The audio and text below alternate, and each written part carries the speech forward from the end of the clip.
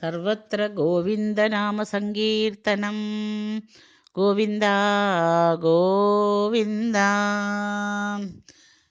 ദശകം 89 വൃകാസുരകഥയും ഭൃഗുപരീക്ഷണവും. രമാ ജാനേ ജാനേ യദിഹ തവ ഭക്തേഷു വിഭവോ ന സംബദ്ധ്യ സദ്യഃ തദിഹ മദകൃത്വാത് അശമിനാം പ്രശാന്തിം കൃത്വൈവ പ്രതിശതി തദകാമമഖിലം പ്രശാന്തേഷു ക്ഷിപ്രം ന ഖലു ഭവദീയേച്യുതി കഥാ. സദ്യപ്രസാദരുഷിതാൻ വിധിശങ്കരാധീൻ കേചിദ് വിഭോ നിജഗുണാനുഗുണം ഭജന്തഃ ഭ്രഷ്ടാ ഭവന്തി പദകഷ്ടമദീർഘദൃശ്യാ സ്പഷ്ടം വൃകാസുര ഉദാഹരണം കിലാസ്മിൻ. ശകുനിജസതു നാരദമേകതാം ത്വരിതതോഷമപുഷ്യ തദീശ്വരം സജദിദേശഗിരീശമുപാസിതും നതു ഭവന്തം അബന്ധും അസാധുഷു. തപസ്തത്വാഘോരം സകലു കുപിതഃ സപ്തമദിനെ ശിരശ്ചിത്വാ സദ്യഃ പുരഹരം ഉപസ്ഥാപ്യ പുരതഃ അതിക്ഷുദ്രം രൗദ്രം ശിരസി കരദാനേന നിധനം ജഗന്നാഥാദ്വവ്രേ ഭവതി വിമുഖാനാം ക്വശുഭധീഃ. ഓക്താരം ബന്ധമുക്തോ ഹരിണപതിരിവ പ്രാദ്രവസോധരുദ്രം ദൈത്യാദ്ഭീത്യാസ്മദേവോ ദിശി ദിശി വലതേ പൃഷ്ടദോ ദത്തദൃഷ്ടിഃ.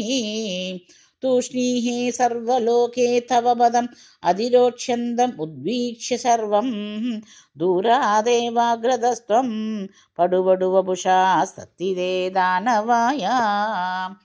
ഭദ്രം തേ ശാകുനേയ ഭ്രമസിക്കും അധുനാ ത്വം പിശാചസ്യ വാചാ സന്ദേഹസ്യേത്മദുക്തോ തവ കിമുന കരോഷ്യങ്കുലീമംഗമൗലോ. ഇത്തം ത്വദ്വാക്യമൂഢഃ ശിരസി കൃതകരഃ സോപദശ്ചിന്നപാദം ഭ്രംശോ ഹ്യേവം പരോഭാസി ദുരഭിജ ഗതിഃ ശൂലിനോ വിത്വമേവ. ഭൃഗും കില സരസ്വതി നികടവാസിനസ്താപസാഃ ത്രിമൂർത്തിസു സമഹദിശൻ അധികസത്വതാം വേദിതും അയം പുനരനാദരാത് ഉദിതരുദ്ധരോഷൈവിധൗ ഹരേപി ജിഹിംസിഷൗ ഗിരിജയാധൃതേ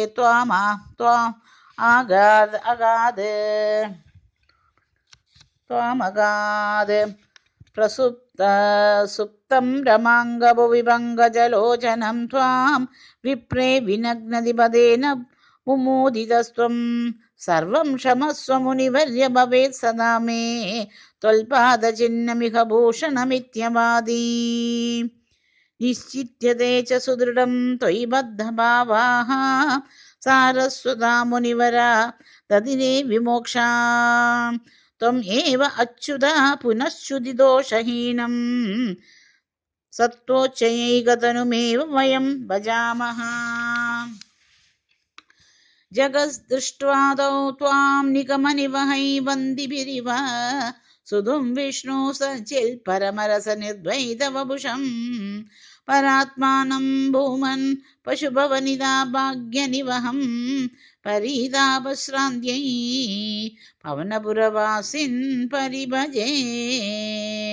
സർവത്ര ഗോവിന്ദനാമസങ്കീർത്തനം ഗോവിന്ദ ഗോവിന്ദ.